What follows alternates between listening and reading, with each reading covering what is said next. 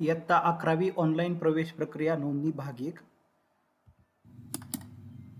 सुरुवातीला स्क्रीनवरती आपल्याला जी वेबसाईट पाहायला मिळते https://mahayfyjcadmissions.in ही वेबसाईट आपल्याला ओपन करून घ्यायची.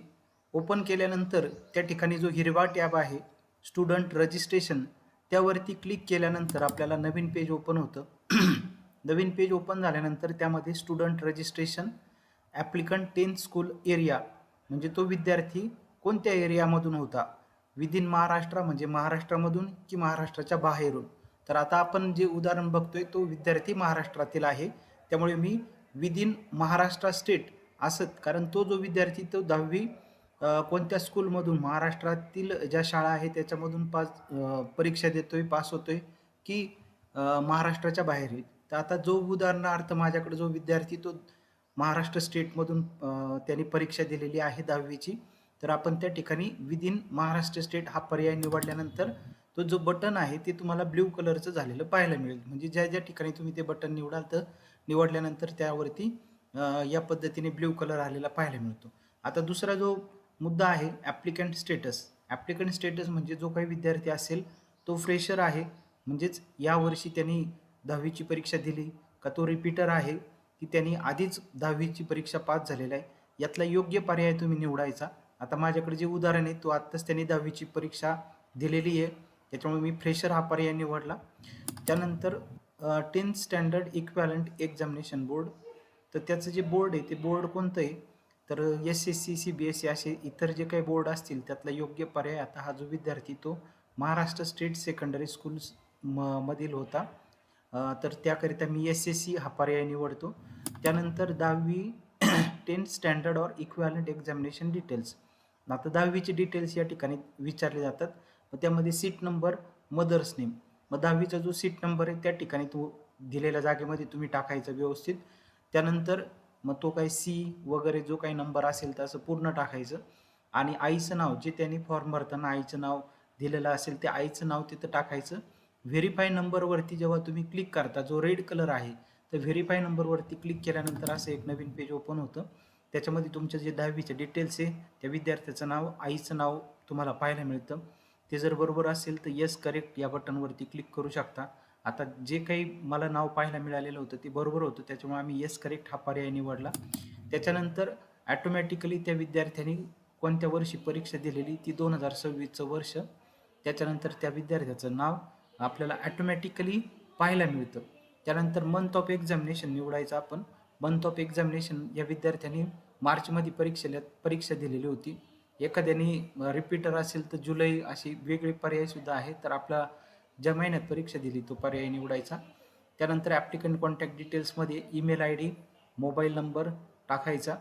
त्यानंतर आता ईमेल ID काही कंपल्सरी केलेलं नाही आहे कारण तिथं रेड कलरचा स्टार नाही आहे. मोबाईल नंबर टाकायचा. त्यानंतर सिक्युरिटी क्वेश्चन डिटेल्समध्ये एक पर्याय निवडायचा, कोणताही प्रश्न त्याचं सिक्युरिटी क्वेश्चनचा ॲन्सर द्यायचं. कारण जर तुमचा उद्या पासवर्ड वगैरे जर विसरला तर तो रिसेट करण्याकरिता सिक्युरिटी क्वेश्चनचा खूप मदत होते. पासवर्ड डिटेल टाकायचे. पासवर्ड तुमचे 2दा टाकायचा. दोन्ही पासवर्ड कन्फर्म झाले की कॅप्चा टाकायचा. कॅप्चा म्हणजे जे ब्लॅक कलरमध्ये खाली नाव तुम्हाला पाहायला मिळते ते दिलेल्या चौकोनामध्ये टाकायचे. आणि रजिस्टर हा जो टॅब आहे तो सुरुवातीला हाईड असतो. जेव्हा सर्व माहिती तुम्ही टाकता त्याच्यानंतर रजिस्टर बटनवरती क्लिक केलं का क्लिक केल्यानंतर तुमचं रजिस्ट्रेशन प्रक्रिया ही पूर्ण झालेली असते. त्यामध्ये तुमचं नाव आणि तुमचा लॉगिन ID जो नंबरमध्ये असतो, म्हणजेच त्याला ॲप्लिकेशन फॉर्म नंबरसुद्धा असं म्हटलं जातं, ते तुम्हाला स्क्रीनवरती पाहायला मिळतं. त्याची तुम्ही प्रिंट काढू शकता. रेड बटनवरती क्लिक केल्यानंतर डाउनलोड त्याची करू शकता. तुम्हाला वाटलं की आपल्याला प्रिंटऐवजी आपण PDF फॉर्ममध्ये ते सेव्ह करू, तुम्ही डाउनलोड करून घेऊ शकता. आणि आता आम्ही काय केलं तर डाउनलोड करून घेतलं PDF फॉर्ममध्ये. आणि मग जेव्हा पाहिजे त्या प्रिंट आपण घेऊ शकतो. तुमच्याकडे प्रिंटर अवेलेबल असेल तर तुम्ही प्रिंट घेऊ शकता. प्रिंटर अवेलेबल नसेल तर डाउनलोड करून ठेवायची ती PDF. आणि जिथं झेरॉक्स दुकान असेल त्या दुकानावरती जाऊन तुम्ही त्याची प्रिंट जी आहे ती घेऊ शकता. आता ती जी काही PDF किंवा जो काही डिटेल्स येणार आहे त्याच्यामध्ये या पद्धतीने तुम्हाला स्क्रीनवरती पाहायला मिळतं. ते सर्व माहिती पाहायला मिळते. त्याच्यामध्ये तुमचं नाव असतं आणि ॲप्लिकेशन फॉर्म नंबर म्हणजेच लॉगिन ID तुम्हाला पाहायला मिळतो. तर हा 10वीचा भाग 1 जो परीक्षेचा निकाल लागण्यापूर्वी ही नोंदणी प्रक्रिया सुरू झालेली, त्याला डेडलाईन पण देण्यात आलेली. आता ही प्रक्रिया ज्या विद्यार्थ्यांनी अजून केलेली नसेल त्यांनी लवकरात लवकर करून घ्यायची. आणि त्याच्यानंतर भाग 2 जो आहे तो निकाल लागल्यानंतर येत असतो.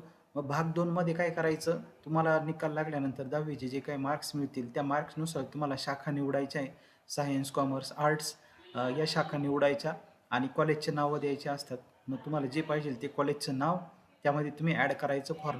भाग 2 जो आहे त्याच्यामध्ये कॉलेजचं नाव आणि शाखा निवडायला लागतात. आणि ते कॉलेज अंशतः अनुदानित आहे का अनुदानित आहे किंवा इतर काय त्याचे डिटेल्स आहे ते तुम्ही त्या ठिकाणी द्यायचे असतात सविस्तर माहिती. आणि त्याच्यानंतर मग राऊंड सुरू होतो. तुमच्या मेरिटनुसार तुम्हाला कोणतं कॉलेज मिळतंय. पहिल्या राऊंडमध्ये तुम्हाला कॉलेज मिळालं तर तुम्ही डायरेक्टली त्या लॉग इन हा युजर आय डी पासवर्ड जो तुमच्याकडे आहे त्यानेच भाग 2ची नोंदणी प्रक्रिया करून घ्यायची. आणि जेव्हा तुमचा राऊंडमध्ये नाव येईल त्यावेळेस तुम्हाला ती परत कन्फर्मेशनची प्रिंट घ्यावी लागते. कॉलेजला जाऊन तुम्ही डिटेल्स दिले का ती प्रिंट घ्यायची आणि तुमचं ॲडमिशन त्या ठिकाणी कन्फर्म होऊन जातं. यदा कदाचित पहिल्या राऊंडमध्ये तुमचं जर नाव आलं नाही तर घाबरून जायचं कारण नाही. लगेच दुसरा राऊंड येत असतो. पहिल्या राऊंडमध्ये ज्या जागा व्हॅकंट असतात त्याच्यानंतर दुसऱ्या राऊंडच्या जागा, तिसरा राऊंड, चौथा राऊंड असे राऊंड होत असतात. तुम्ही कॉलेजच्या संपर्कामध्ये राहायचे. जे काही कॉलेज असतील त्या ठिकाणची जी काही प्रवेश कमिटी असते, प्रवेश समिती त्यांच्या संपर्कात राहायचं. त्यांनाही देखील तुम्ही माहिती विचारू शकतात.